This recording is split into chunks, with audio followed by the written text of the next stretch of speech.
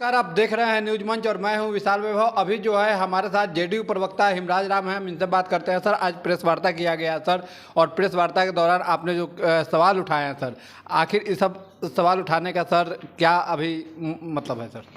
देखिए, अभी चुनाव का वक्त है और चुनाव के वक्त में विपक्षी पार्टियां ये तरह तरह के सवाल, बेतुका सवाल खड़ा कर रही है और जनता के आंखों में धूल झोंक करके जनता के वोट को गुमराह करके लेने की कोशिश कर रहे हैं।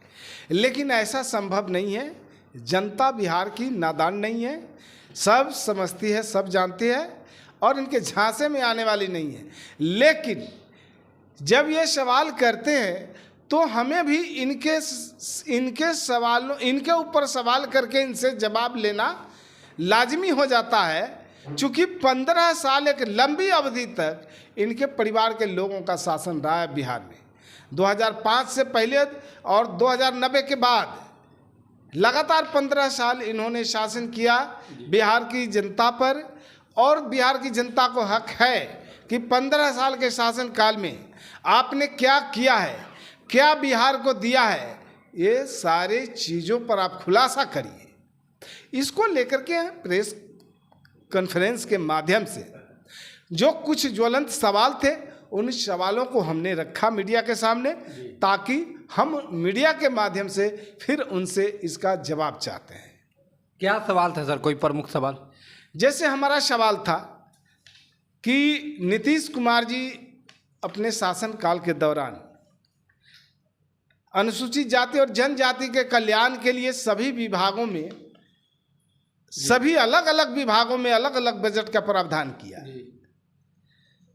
लालू जी और तेजस्वी जी से हम इस बारे में पूछना चाहते हैं कि 2090 से लेकर 2005 तक वो अपने शासनकाल में दलितों के लिए विभागवार अलग बजट का प्रावधान किया था? अगर किया था तो बताएं। हमने सवाल किया कि भाई लालू जी के शासनकाल में 2004-05 की अगर बात करें तो मात्र 40 करोड़ 48 लाख रुपया का बजट था अनुसूचित जाति के लिए। लेकिन नीतीश कुमार जी के शासनकाल में आप 23-24 के बजट की बात करेंगे तो अनुसूचित जाति और जनजातियों के हित में जो इनके मद का बजट है वो 2120 यानी 2100 करोड़ 20 लाख रुपया। तो इतना बड़ा बजट नीतीश कुमार जी ने प्रावधान किया ताकि इन वर्गों का समुचित विकास हो सके, इनको तरक्की का रास्ता मिल सके, हर जगह इनको भागीदारी मिल सके और मुख्य धारा से जुड़ सके। मेरा सवाल था कि एक अनुसूचित जाति जनजाति वर्ग के किस बस्ती में इन लोगों ने पक्की सड़क बनवाई या मुख्य सड़क से जोड़ने का काम किया? अनुसूचित जाति के बस्ती में किस बस्ती में नाली बनवाया इन लोगों ने, गली बनवाया या सड़क बनवाया? इसकी सूची जारी करें। कभी जनजातियों के लिए महिला बटालियन की स्थापना इन लोगों ने किया? नीतीश कुमार जी ने तो करके बता दिया। जो पश्चिमी चंपारण के सुदूर इलाके में आदिवासी महिलाएं हैं, जो आदिवासी बेटियां हैं, जो उनके लिए जो है महिला बटालियन की स्थापना करके इन्होंने बता दिया कि हम सभी वर्गों का हम उत्थान चाहते हैं और सभी वर्गों को पूरा पूरा मौका देते हैं। हम ये सवाल किए हैं इस प्रेस कॉन्फ्रेंस के माध्यम से कि स्वर्गीय रमई राम जी लालू जी के बहुत नज़दीकी साथी थे और रमई राम जी के माध्यम से वो हमेशा वोट लेने का काम किए। लेकिन रमई राम जी को जो मुकुट मिला सोने का चंपारण में, वो मुकुट कौन ले लिया? कहाँ है वो मुकुट? किसके पास है वो मुकुट? लालू जी जवाब दीजिए। ये इस तरह के सवाल थे। एक सवाल था कि 1990 से लेकर 2005 तक लालू राबड़ी जी का शासनकाल था। शासनकाल में कई नरसंहार हुए जिसमें सैकड़ों दलित मारे गए और उन घटनाओं की जांच करने के लिए जो कानून के अंदर प्रावधान था कि डीएसपी रैंक का पदाधिकारी उस घटना की जांच करेंगे, लेकिन लालू राबड़ी जी के शासनकाल में कभी किसी घटना की जांच डीएसपी से नहीं कराया गया। वो एक साधारण दरोगा से उसकी जांच करवाते हैं और उन मामलों को रफा दफा करने की नियत से और उनको लीपापोती कर देते हैं। गरीबों को, दलितों को न्याय नहीं मिला इनके शासनकाल में, लेकिन नीतीश कुमार जी ने तो वो काम करके दिखा दिया। चाहे नरसंहारों का दौर तो खत्म हो गया, लेकिन अगर छोटी मोटी घटनाएं कहीं घटती है तो उसका एफआईआर भी होता है, उस पर त्वरित कार्रवाई होती है, अपराधियों की गिरफ्तारी भी होती है जल्दी में, और जल्दी न्यायालय में सुनवाई हो, इसके लिए सभी प्रक्रियाएं तीव्र गति से चलती है। फास्ट ट्रैक कोर्ट के माध्यम से सुनवाई होती है। स्पेशल जज नियुक्त किए गए हैं, 40 थाने स्पेशल बनाए गए हैं, सभी कोर्ट में स्पेशल पीपी की नियुक्ति की गई है। इस तरह से नीतीश कुमार जी की सरकार में सभी वर्ग को न्याय मिले, इंसाफ मिले, और खासकर अनुसूचित जाति और जनजातियों के लोगों का समुचित अवसर मिले उनको विकास के लिए, और उनके साथ न्याय हो, इसके लिए नीतीश कुमार जी ने आगे बढ़ चढ़ करके काम किया है। तो ये सवाल है, हम उनसे तो एक सवाल ये भी किए हैं, और आपके चैनल के माध्यम से भी हम ये सवाल करना चाहते हैं कि रोहिणी आचार्य और मीसा भारती को टिकट मिल सकता है, तो उदय नारायण चौधरी और श्याम रजक जी को टिकट क्यों नहीं? क्या गुनाह है इनका? क्या इनके अंदर योग्यता विद्यता नहीं है? क्या उस लायक नहीं है? लेकिन शिवचंद्र राम को तो टिकट दिया गया सर। दिया गया है, लेकिन एक ही परिवार से जो 6 आदमी आज राजनीति में सक्रिय दिया है। तो ये सवाल है, हम उनसे तो एक सवाल ये भी किए हैं, और आपके चैनल के माध्यम से भी हम ये सवाल करना चाहते हैं कि रोहिणी आचार्य और मीसा भारती को टिकट मिल सकता है, तो उदय नारायण चौधरी और श्याम रजक जी को टिकट क्यों नहीं?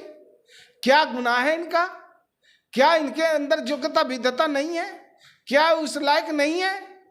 लेकिन शिवचंद्र राम को तो टिकट दिया गया सर। दिया गया है, लेकिन एक ही परिवार से जो 6 आदमी आज राजनीति में सक्रिय दिखाई पड़ रहे हैं, उन्हें सिर्फ अपने परिवार के सदस्यों की चिंता है, बिहार की चिंता नहीं है, बिहार के कार्यकर्ताओं और नेताओं की चिंता नहीं है।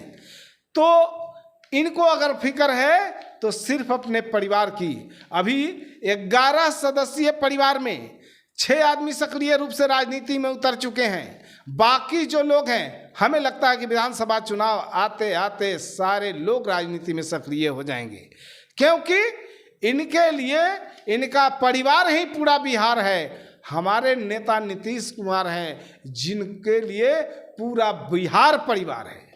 सर, जेडीयू के पूर्व सांसद रंजन यादव आज जो है राजद में शामिल हो गए सर।